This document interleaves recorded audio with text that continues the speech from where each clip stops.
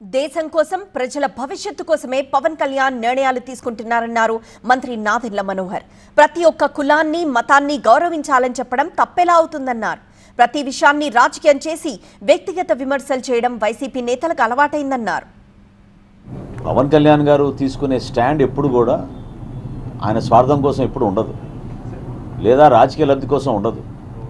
సమాజం కోసం, దేశం కోసం, మన బిడ్డల భవిష్యత్తు కోసం ఏ విధంగా మనం సనాతన ధర్మాన్ని పాటిస్తే ప్రతి ఒక్క కులాన్ని మతాన్ని గౌరవించుకునే విధంగా ముందుకెళ్ళమని చెప్పడంలో తప్పేంటి?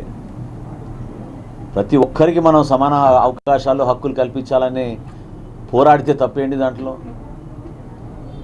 ఎవరి ధర్మం వారికి, ఎవరు ఏ విధంగా పాటించాలనుకుంటే వాళ్ళని పాటించుకోవచ్చు, గౌరవించవచ్చు.